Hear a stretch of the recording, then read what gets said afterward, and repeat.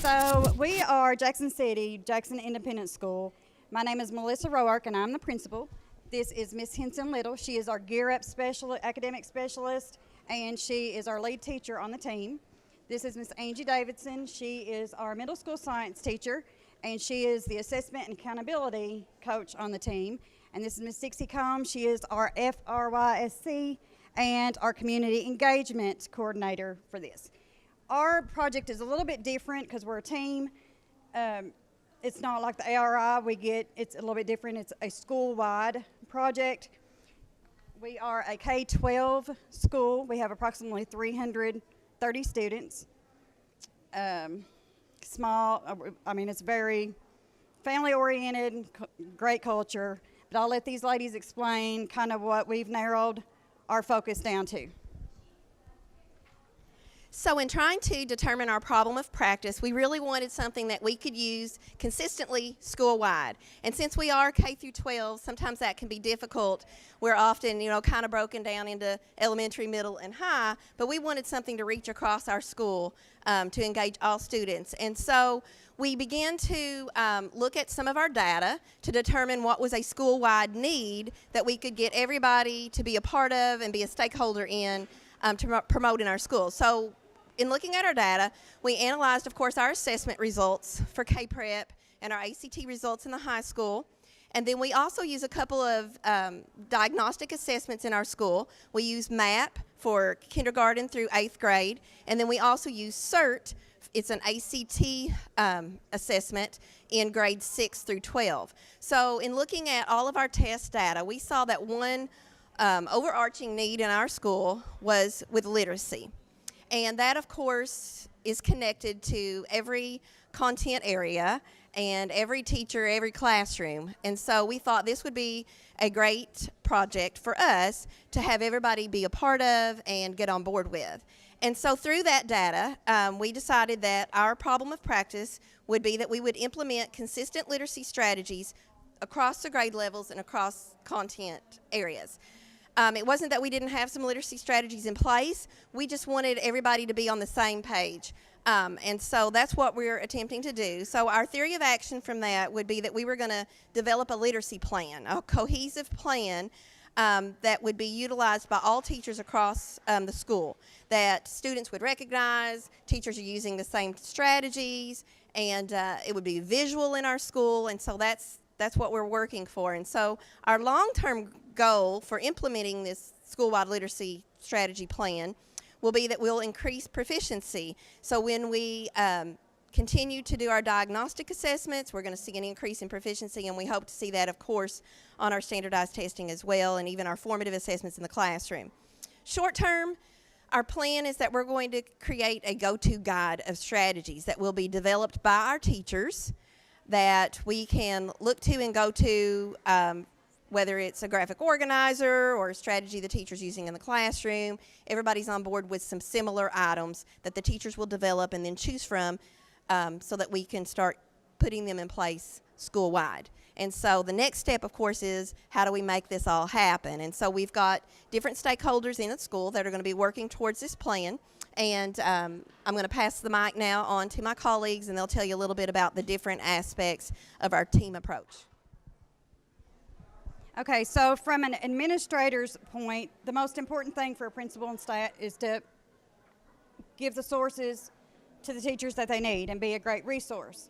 So the first thing is finding available resources that you can afford because, we all need money in our school districts. So that's the first thing is, and if you've not heard of Teachers Pay Teachers, that's where we have kind of started. It's available and it's cost effective for them. Also, we're providing them coaching opportunities, peer observation opportunities, networking, and just a positive atmosphere throughout. The big thing with our school district is we only have one teacher per grade, so it's hard to fix a planning period to where that they can all get together and collaborate. We've done that this year. It's the first year that we've had each, elementary shares a planning period, middle and high. So I'm providing that hour for them to work together to see what we can do to solve this transformation.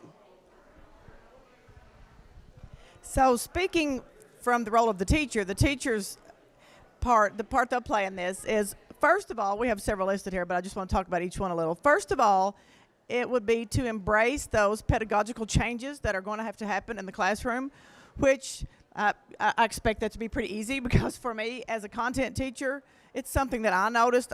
Even though I'm a content teacher, I try to do a lot of literacy strategies just because I'm also an LDC coach, but that helps in all different aspects. And I realized that we had no consistent strategies, or the students didn't, when I would bring anything up, to grapple with complex text.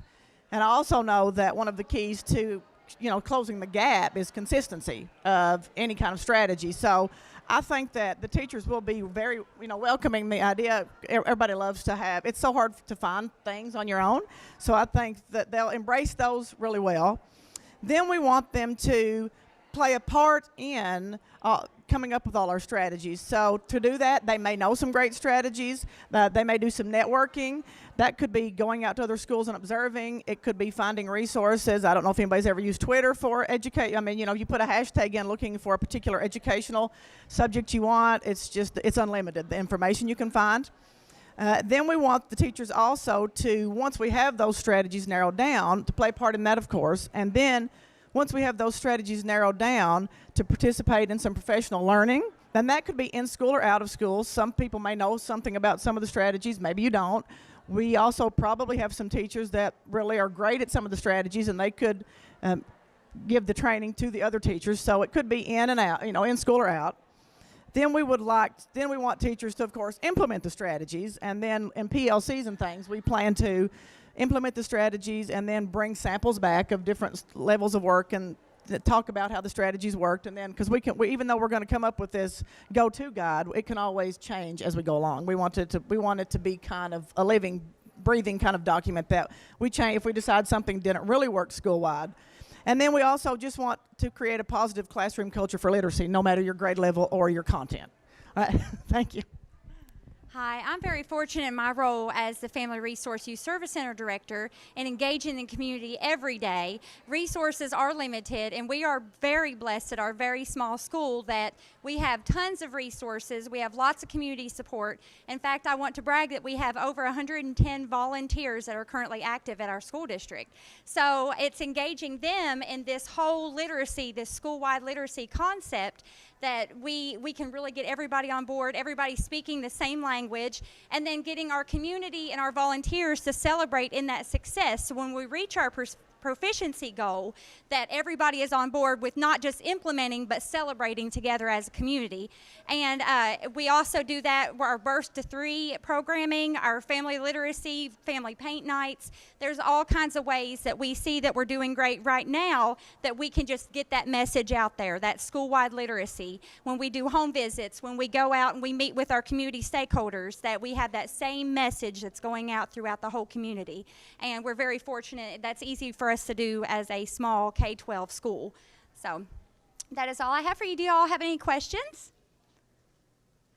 No? Well, at this time, I'd really quickly like to thank KVEC for giving us this opportunity and this resource. I know we learned to do a lot with a little, but we're so happy to have even a little bit of money to get these efforts out there. So thank you very much.